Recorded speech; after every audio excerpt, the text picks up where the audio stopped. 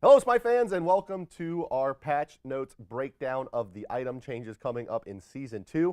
Once again, you may recognize this cast of characters. My name is Hi-Rez Bart. I will be your host, and joining me today are the one and only Scott Zier, creative director for SMITE, and Rory, aka Dry Bear, who you may know from the community, who is our newest member of the design team, and obviously a big part of our community. So welcome, guys. And today we're going to be talking about, as I mentioned, the items for Season 2 and what things we have to look forward to, what was changed, why it was changed, and what impact we expect it to have on the game. That's kind of the holistic view of this thing. So we'll start apropos with the starter items. A couple of new ones coming in here, a couple of adjustments. Watcher's Gift, some adjustments. Death Toll, a little bit of adjustment. And then an entire new starting item that's really, I think, coming to the forefront of opening up diversity in builds, especially in the early stages, the Bluestone. But let's start with Watchers. Let's talk about what changes were made and kind of why they were made for what seems to be a very popular item in the Guardian role. Yeah, so Watcher's Gift got changed slightly. It kind of fills the same role as it did before, but obviously with more diversity in starter items, that changes how you go for Watchers, but now provides mana and HP when a minion dies near you. And this means that when you don't get the last hit on the minion, you'll gain that regeneration, you keep yourself sustained in lane, and you'll get gold for it as well. So this is, as the name suggests, it's the Watcher item. You're watching minions die, you're part of the fight, but you're not actually taking any last hits from your support or from your hunter or from your jungler, whatever the case may be. It allows you to kind of be around in mid and long lane and really kind of keep your regeneration going. One of the nice things about this version too is that it's a little more consistent because it doesn't require your teammate to actually get the last hit. Right. You actually get the reward even if your minions get the last hit. So if you're not laning with Barracuda or someone that's incredibly accurate, then you basically still get that benefit. Still get the benefit, yeah. And so it also no longer provides gold per 5. So a little bit less income coming in, but looking at the kind of whole system, you won't, in theory, need to buy as many potions to sustain. My expectation is when you see Watcher's Gift that you'll see, instead of maybe the 4 potions start, maybe 2 or 3, cut some of that gold and look to build into your boots next.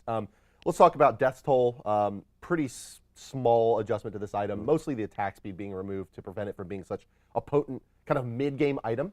As a starter item, it was really, I personally think, overperforming through about minute 10, where you saw that attack speed really being a big part of the build as the hunters were building Devourer's Gloves, which does not provide the attack speed. So why was that the change that was made to this item? And is my assumption right that attack speed was overperforming?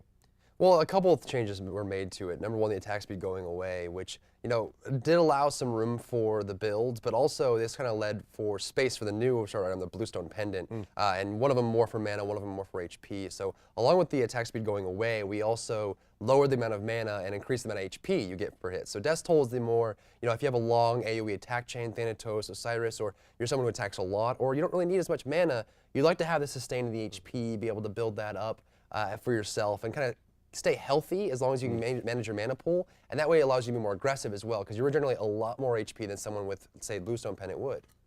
Right. So like that item, I mean, in the kind of design perspective, are we expecting this item to be maybe a bit more favored for melees, as they're going to have to take the damage, get into the wave, and they'll have the extra sustain, versus Bluestone perhaps being a little more attractive to the hunters that are using their abilities or their in-hands to clear the way from further away? Is that accurate, or do you think that there's room for these items to mix and match, if you will? I would say it's more towards what your goal is. I mean, Bluestone Pendant, and we'll get to that in a second, but that kind of item is more ability-based, right? And so it allows even Warrior Guardians to play because they don't have that mana pool consideration. And some melees that want to be more aggressive, they may want the mana as well. So it really depends on how your kit is built, what you plan to do, and sometimes allows you to go in on-hit items as well. Let's say you're going for a Chins build, someone like Osiris. You may want the HP and a lot more, especially since you have the AoE, right? So it really changes based on how the character is designed. It's more like what your goals are for the start of the game. And that gives us, leads us right into the Bluestone Pendant, as you mentioned, more of a mana regeneration item, and perhaps more of the lane control style versus Death Toll, which is a little bit more passive, farm up, get your big items. The Bluestone allowing you to zone perhaps a bit more with your abilities. So this item fills a pretty obvious gap, right? The blue buff was removed from the map, as we mentioned during the map segment, so there is this kind of mana disparity for the hunters right now. So Bluestone Pendant does have a little bit of a unique mechanic in that it returns missing mana. So it kind of encourages you to use your spells. But in kind of your play and how this thing is starting to play out through PTS, what are your, I guess, kind of reactions to the Bluestone Pendant? And is it functioning as you expected it to? The Bluestone Pendant definitely is. Yeah, it's doing really well. And I think one of the things I like about it is it seems to be opening up a lot of additional gods to plan roles that potentially they weren't able to before. Just because it's able to keep it as you burn through your mana. you to have enough to keep firing that next ability. Yeah, it's almost like having a clear cat. You know, it feels similar to like a chalk, right, where there's always enough for one more spell. That's right. That's been my experience with the item, at least. Well, let's go ahead and transition out of the starter items into kind of the next very core item for all builds, which is boots. Boots had some significant changes in this patch. Kind of off the top, Midas boots removed. So that is pretty indicative, I think. Again, you pair that with Watcher's Gift with the gold per 5 item being removed there, or the aspect of that item. Midas boots removed as well. Why is gold per 5 something that's being transitioned out in Season 2? And what kind of things are being done to, I guess, accommodate the fact that you don't have this free income anymore, especially in the Guardian role? So for the supports, we want to really make the items a lot more accessible without this required track of getting GP5. It seemed like the issue before was Watchers into Midas into something else. So bringing the cost down some of the tanky items and removing the Midas requirement allows a lot more diversity. Yeah, I think overall when we look back at Season 1, one of the problems we had with boots is that we just didn't have a lot of diversity. You pretty much either got pin boots or you got Midas boots. Right. And so we wanted to bring some options in there that were a little bit more enjoyable, and then we also wanted to bring down the overall cost of boots. Since it's something that you're almost going to get on every character, we wanted to make it a little less expensive so that you can get into the more interesting parts of your build quicker. And as you mentioned, penetration being removed as an option out of boots, kind of forcing gods to itemize into penetration a little bit more, in a little bit more of an invested way, right? Instead of just, you have this kind of obligatory item in your boots so you can pick up this very important stat on, you have to kind of itemize into it, where the boots now on the physical side are providing a lot more attack speed and a lot of power compared to where they were. On the magical side, again, it's significantly more power out of the boots, some cooldown reduction on your Magi boots, but it's not really the same kind of panacea style of boot where you buy the penetration there. So new boots added in as well, the boots of Talaria, big speed boots, and I think the reinforced style boots as well being very popular here. Do you have any kind of predictions for how this plays out, or any kind of assumptions for why these changes were made? And I actually like to highlight the Ninja Tabi as a big attack speed item, and why we think that's competitive with the big power boots of the Warrior Tabi. We're actually seeing a good split of the boots on the PTS so far. It seemed the issue before was, penetration was coming online a little bit too early, and it meant that defensive had less priority and less power in the beginning of the game because of it. CDR also was a bit of an issue for some of the assassins and some of the warriors getting, full CDR at about 6 to 10 minutes, whereas before, we have a powerful one like Jotun's with, pen and CDR on it. That's a great transition item for people that want to use abilities. So having the split of power versus CDR for magic and power versus attack speed for physical, you see a good split of, hunters. A lot of hunters want the Ninja Tabi. They want that attack speed to scale into mid game. Whereas if you're an assassin, you really want that big boost of power to make your abilities stronger. So it's an easier choice. Allows people, even the Guardians, the Warriors, and the Mages to itemize better because you're not worried about the penetration early or the CDR for strong assassins early. But they have a great option to choose from. Yeah, I think that's a good point to piggyback off of, this idea that there's a lot more attack speed available earlier in the game, especially for the hunters. Much less some of the base stat adjustments that were made during PTS to give them a little bit more oomph, especially through the mid game in the attack speed category. That kind of transitions us right into these physical items that are coming out. Some of the new ones especially, and some of the big changes coming out were primarily these in-hand focused items. You have the Chin's Blade, the Blood Forge, these types of items being adjusted, nerfed or buffed in certain cases. Chin size obviously getting nerfed a little bit, but a big buff is Ichvile, another in-hand based item. So as the attack speed becomes more really more available to the hunters, and these new in-hand items, in-hand proccing items become more in vogue, what's the desired kind of gameplay? What's that strength curve looking like for hunters that we're expecting now, given these itemization changes? Well, I think one of the things that we're doing, especially when you look at the hunters or in-handers, is we wanted to make sure that there was a good distinction between kind of your mid-game ability casters and your late-game attack damage carries. Okay. And we really want to bring those out and make them, make it so you can itemize more clearly for those roles. I think with the base stat changes and the availability of early items and the fact that there's not a capped CDR assassin running around, warriors don't have as accessible protections, and guardians can be a lot more useful at the low levels because they have cheap items they can go for. It means that hunters are not as under fire as early on in the game, and they also, because they scale a lot more aggressively and there's more items they can choose through their build, it means that they can definitely come online a lot harder late game. We're seeing a lot more late game carrying from hunters once they finally reach that late game state than we did in season 1. So it's more of, you pick a hunter, you want to keep them healthy throughout the early stages of the game, and they'll actually start to activate and make a big difference at the end of the game, whereas you still see a lot of influence from the assassins and warriors in the early game, as it often should be. So the itemization for hunters really helps them kind of grow into the mid and late game stages in a much more healthier way. So with these like super cost-efficient attack speed items that we're seeing added to the game, the Ichvile, the Odysseus bow, attack speed, as we mentioned, also through the base stats becoming more and more relevant. Anti-attack speed items probably become more valuable. The Witchblade, obviously a very popular pickup already, but I want to highlight the Frostbound Hammer and the changes that were made to that item. Why was this an item that we thought was underperforming? Obviously, we added the Heavy Hammer and said, okay, this is really a great option, right? We have this early, really hyper-aggressive on-hit slow item, but it transitions into like this HP semi-tank weird state item, and it was kind of, some of those stats were transferred over to this anti-attack speed based proc. Can you talk a little bit about where you think Frostbound Hammer fits into builds in the current changes? Sure. Go ahead. Frostbound Hammer is, obviously it felt weird because you had Heavy Hammer, you could get it accessible. I mean, it's 13, 15 at the beginning of the game, but there wasn't really anything you could transition it to. I mean, really you're just increasing a little bit of physical power and a little bit of HP, but there wasn't that extra element. It was like, I really want to finish this Heavy Hammer and transcend. A lot of times we see people hold on to the Heavy Hammer until they were 6 slotted, sell the Heavy Hammer and get something else. And with the attack speed slow, it's really kind of that Midgardian Mail, Witchblade feel, which just, like you were mentioning, the attack speed is very available now for a lot of characters, and slowing that down, especially against characters like Ao Guang, Freya, magical users that have high attack speed, it allows you to slow them down and also slow their attack speed and give you a little HP and an edge against them, which also helps warriors transition out of the mid game. So we have a couple of items remaining on the list here to go through. One that we definitely want to highlight here is that Shield of Regrowth. And I'm not going to set this one up. I'm just going to let you guys go ahead and kind of break down what this item does, why the changes were made, and what we expect it to do. So Shield of Regrowth, what was the kind of thought behind this item? Well, we wanted to add some kind of fun options for healers and for gods that heal themselves. And I think that's something that we started looking at and we're going to continue to look at as the season goes on. So really with Shield of Regrowth and with Lotus Crown, we're looking to add secondary effects when you're healing. So these are interesting items that you might itemize into.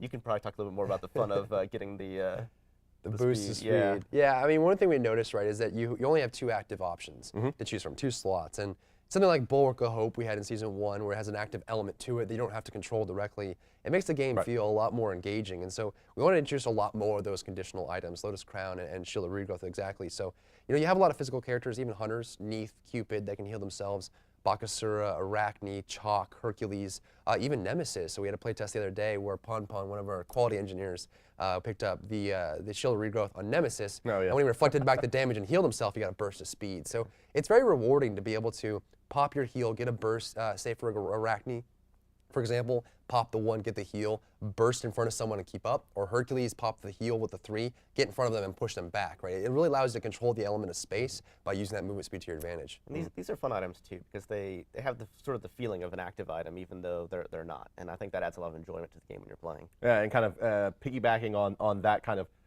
steroidal speed-based items, we have the Crusher as well, which is it's similar in some respects in that it grants you some power.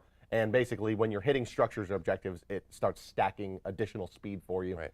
And this has a pretty obvious spot in terms of what it's supposed to do and what it's supposed to add to the game. It's supposed to open up even more this idea of the ability to split push or spread the map with a single character. Not so great of a sieging item, right? You wouldn't use this in a 4v4 trying to hold a tower.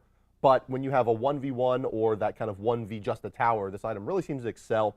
It is a little bit like Ratty, though. I mean, you spread the map, you get a bunch of movement speed, and you run away. We already see this happening with Apollo. Was this looking at kind of trying to, is it more in tune to say that we're looking to provide the option for hunters to do that style of play, to spread the map to try to solo towers? Or is it more of trying to incentivize the idea of trades? They're taking your tier 1 on the right, you take their tier 1 on the left because you have the Crusher. Talk a little bit about where you think this item fits into a build. Is it a 4 slot or a 5th slot item? And how exactly do you think it's going to play out? The Crusher's been picked up actually quite a lot on the PTS. Surprisingly enough, people are really enjoying it. What this item really allows you to do is, in that situation, which I'm sure many players have experienced before, your team is losing a little bit in the early game, missing some of the objectives, and you're in your lane unmolested. You're not getting an aggression. No one's coming to gank. Now, you can pick this item up and start clearing towers out, because a lot of times if you fell really far behind, you never really had that opportunity to go and push a tower down, get some gold for your team, and start coming back into the game. Right. And so, solo laners, hunters, assassins, they can all pick this item up, give them a little bit of damage and penetration. It's not going to help them in a team fight. You're not really getting much. Maybe a flat bit of penetration helps, but you'd rather have a DPS item to really scale up your damage. But this item allows you to kind of bridge that gap of, we're falling behind, and maybe we're a little bit ahead. When I keep that lead going, I can push these towers down, and maybe I can get something out of it. Yeah, it's also, there's certain gods that we've identified as being strong pushers, and that being kind of the role that they bring to the team. And there wasn't really a way for them to itemize into that except for more damage, and so we wanted to give options that could allow them to shift more into that direction. Right, yeah, I mean, in the current state of the game, penetration is really your only option for really amplifying your damage versus structures. So this gives you a little bit of maybe a better route to get there, to build that penetration and start doing the damage to the towers. But I do want to go back to something you said earlier, talking about the Shield of Regrowth and talking about how it's a similar item in many respects to the Celestial Legion Helm and the Lotus Crown, which are two major item overhauls, basically for mages in the defensive category. So let's start with the Celestial Legion Helm. This is a pretty interesting item. This is primarily a luxury late game item, it seems like, for mages. It's an anti-crit item, and it was in the game in the last season, but it's been really refined into something that's a bit easier to control. Can you walk us through how that item's functioning now and where you see it, or really how potent you think this item will be in the 5th or 6th slot? Yeah, last season, we saw overall that it kind of underperformed last season. And what was happening is when you got hit, if it was a crit, you became immune to later crits, but not the one that hit you. Right. And really, for the amount of damage that deferred, it was just not potent enough to put onto a build, especially as a luxury item. So the new version, basically, you get a shield around you, very similar to Magi's Blessing. When a crit comes, you basically just ignore that first crit. And then you also still get the But that's power just the bonus bonus afterwards. damage, right? Like That's right. You still just get the hit bonus for damage. the flat That's damage, correct. just not the additional 200% or the additional 100% of the damage. That's correct. And so really, it's giving you that protection up front, so it's more reliable that you know that you're going to have it when you go into a fight. And really, that's just a fairly strong buff to the item. And then going back to the Lotus Crown, which is built out of the same tree as the Celestial right. Legion. This is still kind of this mid-game 3rd or 4th slot protection item for mages to itemize against physical damage, but it also provides a little bit of additional oomph in the way of healing. Drybear, can you walk us through that? Quite a lot, actually. This will provide, very similar to the old Sovereignty Aura, to protect all. So what this item does, it really, when you heal yourself or anyone else, you'll get this protect all for 5 seconds, and it has a pretty significant uptime. And we're actually seeing a lot of Aphrodites and Hells and Chungas and Sylvanas pick this up as their 2nd or 3rd item, actually, to start the game. You can see that there's a huge difference when they have the Lotus Crown protection there or they don't, and it really allows them kind of like itemize more as a support mage. But we're also seeing mages who want to really further their defensive stats. People like Zhong Kui, he can pop the Exorcism, heal himself up, get that protection boost, so when someone jumps on him, he can keep himself alive. So this is a healing option that's not really the Rod of Asclepius. You're not increasing your healing, but it adds another active element to your healing effects that allows you to really influence your team. Yeah, that's an important kind of differentiation to make, that while the Rod of Asclepius, it adds additional healing, and that's something that's been definitely a big change in Season 2, is that mages and warrior, all gods no longer scale directly off of power to heal. They're required to build these items that are more focused on amplifying healing. So when you look at items that provide proc effects based on heals, it starts to incentivize those gods in a different way versus just double dipping with their power items. So the final mage item here that we're going to go over today is the Polynomicon. Some changes to this item, especially over time. We've seen it adjusted from 100% of your magical power to 75 to 50, now back up to 60, but with some caveats. So Drybear, walk us through what this item is and how we're expecting it to kind of play into this next season. Yeah, sure. I mean, Polynomicon has been growing with SMITE. So SMITE has gone through several metas and different changes to gods and restructuring of different classes and archetypes. And so it's kind of been following along with that trend. What it is that after using an ability as a magical caster, you can use this as Guardians as well. Your next auto attack, your next basic attack will deal additional damage based on your magic power. Now, what we've changed this to, and what it was before, is it was 50% of your magic power, and you're able to hit on that. Now, one of the issues with it is that you could just infinitely shoot for that duration, and it was a little difficult to position it properly. So what we've done is we've extended the duration that you have the buff active, so it's actually 8 seconds after using a build. You have a long time to kind of sit on it and decide really when you want to use it. And the cooldown went down by a second, so 3 seconds left until you can pop it again. The Polynomicon will do 60% of your magic power now, so a little more damage, a longer duration to use it.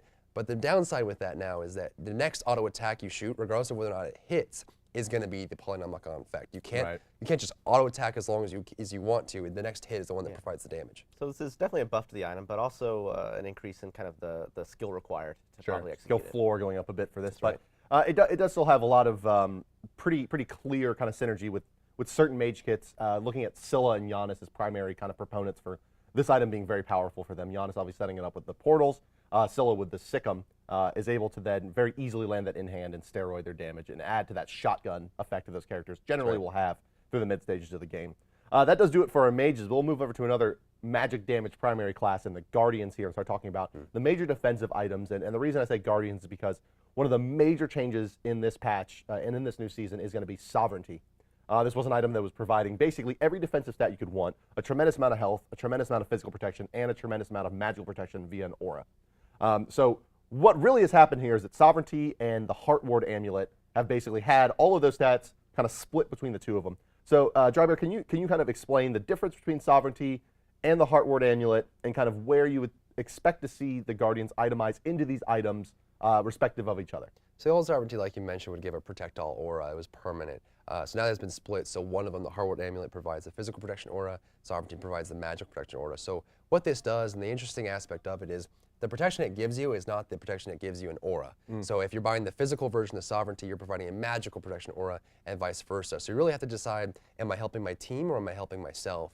Now it also does provide HP 5 on Sovereignty and MP 5 in the aura for Heart Ward. So you see a lot of Guardians picking up Heart Ward early if they want the physical protection and the MP 5 for your team, but also doesn't help you very much against minions or towers or assassins or warriors or even hunters. I mean, you don't have that physical protection. So it's really, it's the loss versus the gain on who you want to help. Is it yourself or someone else? And also the HP went down on both of them. So them being more accessible and the fact that Watchers and Midas went away with the price coming down on them as well, it means that, you know, Guardians have a lot of choices early.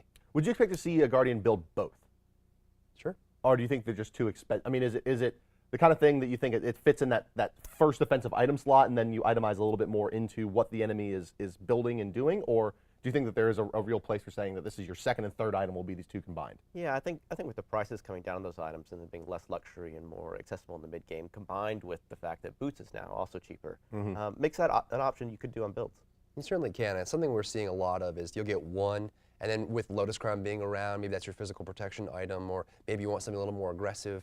Spirit Robe, of course, we'll get that in a second. Got a big buff in protection. Well, let's just talk about it now, right? The Spirit Robe. I mean, it's a really powerful, potent item now. This was an item that was starting to see some play at the end of last season as a kind of crowd control, reducing, bridge item to replace Magi's or to supplement your Magi's for certain characters that only need, like Kali, right? Only really needs the chin size to get online in terms of effective DPS. So could build two luxury defensive items, and this was often like kind of the second one.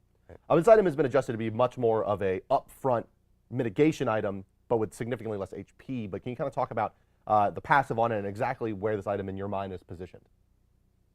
Well, I mean, you see that the protections went a little more even, right? Before it was a small amount of physical. 10 physical and like 50 15, magical. It was a and little bit of an awkward magical. item. I think a lot of players are actually a little bit confused about why it had such a small amount of extra physical protections. But now it kind of matches up a little bit better in that tree, especially when you compare it to Hyde. Yeah, so you get 40 protections on both, and you get a little bit of CDR. So you get that little, I mean, it bridges your gap, right? You can go Chronos Pendant into Spirit Robe and get that max CDR right away. Sure. And then when you get CC'd, when you have a CC effect applied to you, you actually reduce the damage you take by 15%. It's a flat 15% damage reduction. And so right when you get initiated on, it's really great for almost anyone in the game. And so you'll see a lot of warriors pick this up early, maybe even itemize this for hunters or mages as their last item in the slot. So that if you get initiated on, you get that little extra bit of damage reduction to stay alive.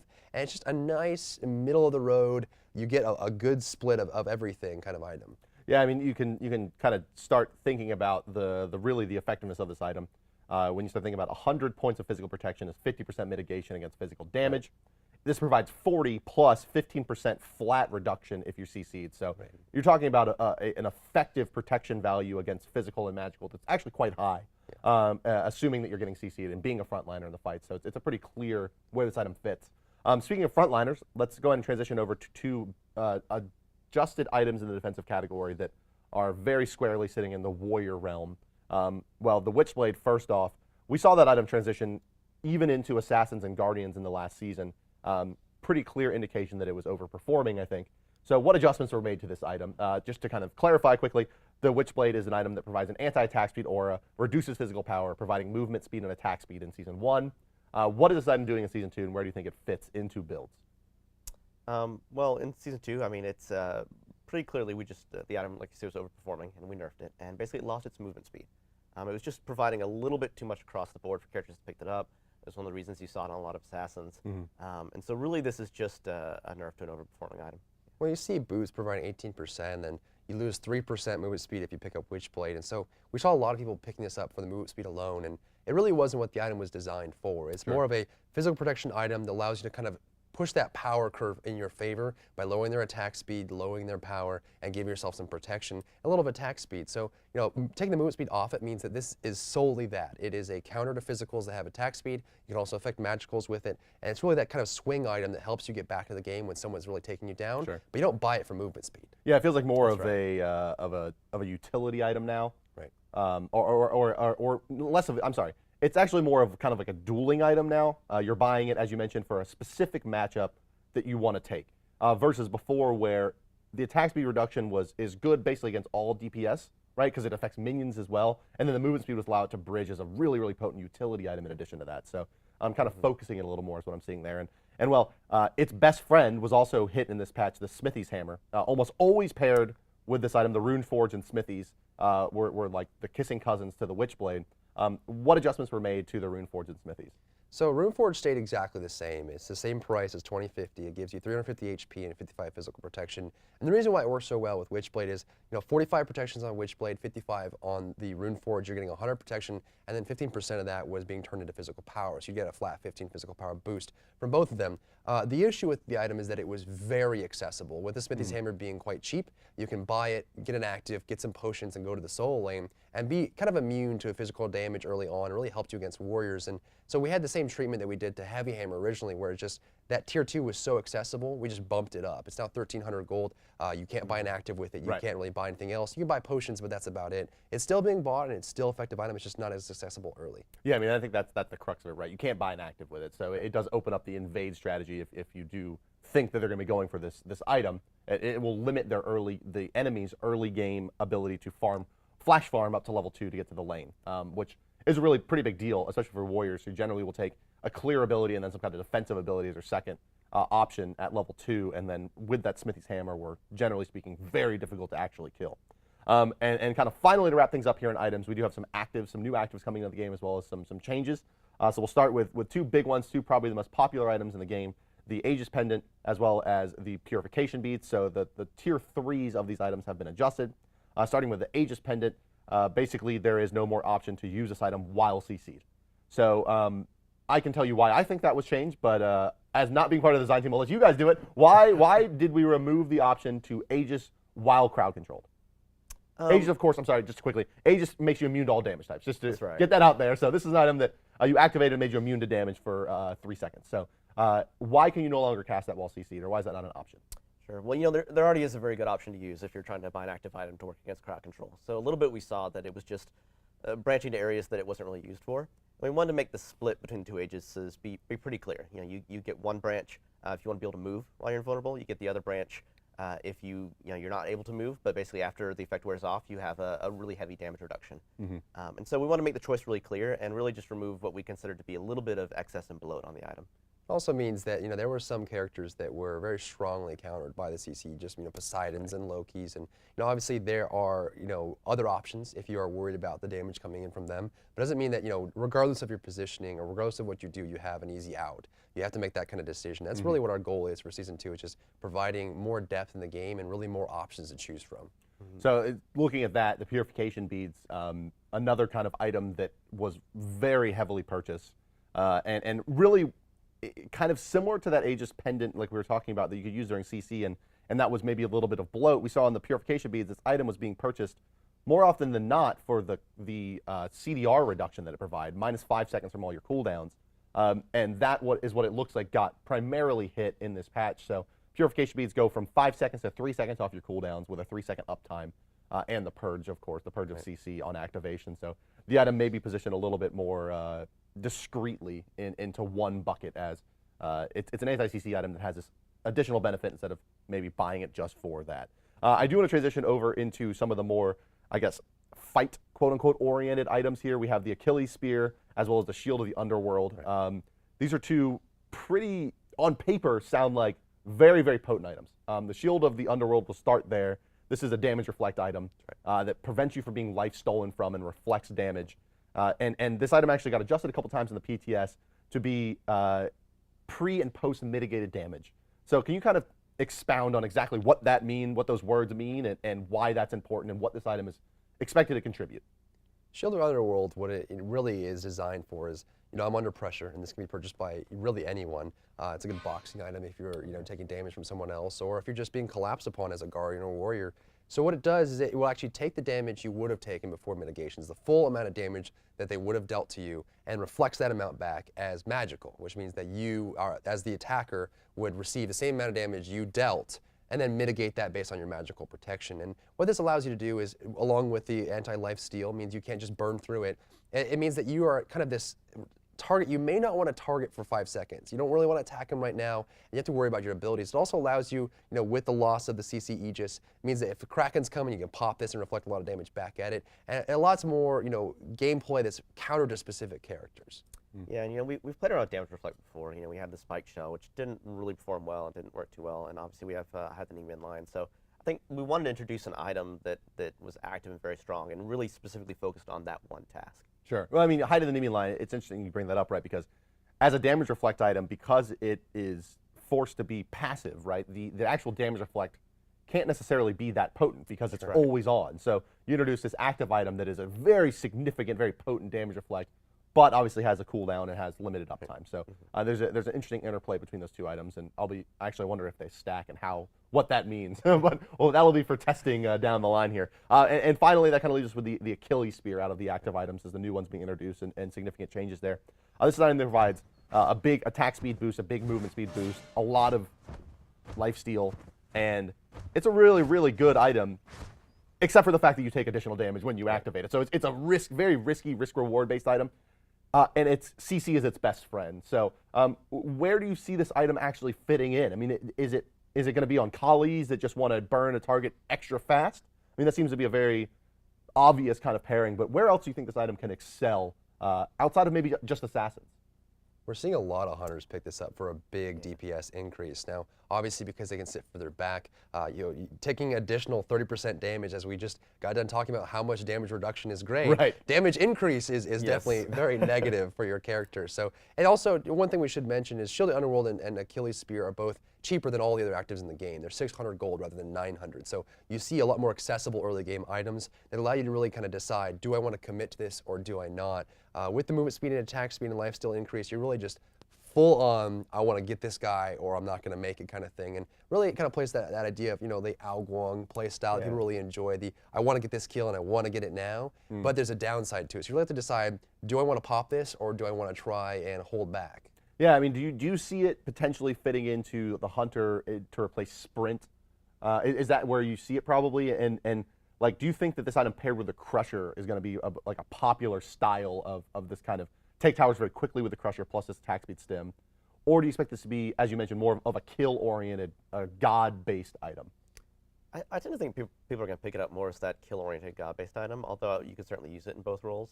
But I really think it's the opportunity risk versus reward that makes it kind of a really enjoyable active to use, because it just adds an extra strategic layer about when to use it and when to pop it that I think players are going to really enjoy. It's very clear that someone has it active as well. There's this strong purple aura that just throws off the character, and so once people start to understand what the item does and really recognize that effect, it's also going to be a bit of a tip to the enemy team, right? You see that Sure. purple, you're like, oh, get Kill that that guy. guy, Yeah. get him, and then you're gonna see a lot of burst damage come out from that. And you know, like I mentioned, a lot of DPS increase for hunters late game, and you know, it also really makes a skill element for hunters that they just realize that I'm under fire right now. I have a great position, and the team fight split right at the right moment. I can pop this, get a lot of DPS on that one target, and get a kill. And it really is helping kind of the assassins and the hunters have that moment of glory that they really were missing at some points in season 1. Right, and obviously the big trade-off here is that you still incur in-hand penalties with this item That's as right. opposed to Sprint correct. 3, even though they both are very steroidal in terms of your movement speed and allow you to do lots of damage in a short period of time.